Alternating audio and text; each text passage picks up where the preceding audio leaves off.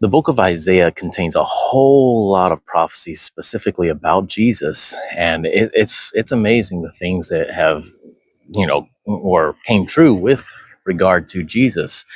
But one of the verses, it talks about how in chapter 50, it goes ahead and it mentions that Jesus did the Father's will. He was not rebellious. He went ahead and submitted himself to the Father's will.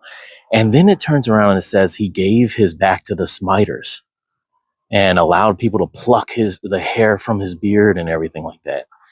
And, one of the things that we Christians, if we're honest, especially in America and these days, we tend to want to defend ourselves way too much. We want to protect our reputation. We want to say basically, hey, we have a right to not be, not have people come against us and all that stuff. And we forget that Jesus mentions the world's going to hate us. And here we are trying to be friends with the world.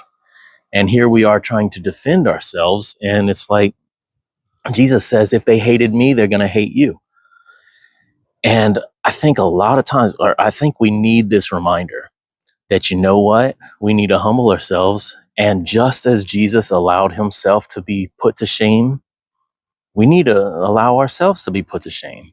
When people speak against us, when people come against us, when people, badmouth us just because of our faith, no, we need to be willing to say, hey, you know what, you're right, I follow Jesus. Instead of trying to defend ourselves or trying to prove how, when people misrepresent Jesus and they misrepresent Christianity and they say all sorts of different stuff, we tend to try to prove ourselves, and it becomes a haughty attitude instead of a surrendering to the will of the Father. Now, it later on in Isaiah 50, it talks about that God is our vindicator. God is the one who goes ahead and he's going to take care of it, or in regard to Jesus. And in the same way, Jesus says the same thing about the Father is going to do the same for us. But we need to get over trying to defend ourselves when it comes to people coming against us for Jesus' sake. Now, that doesn't include if you are a jerk for Jesus, okay? Because if you suffer because you're a jerk for Jesus, well, that's on you. But if people come against you because of Jesus, just smile and consider. We need to remind ourselves we're in good company, all right?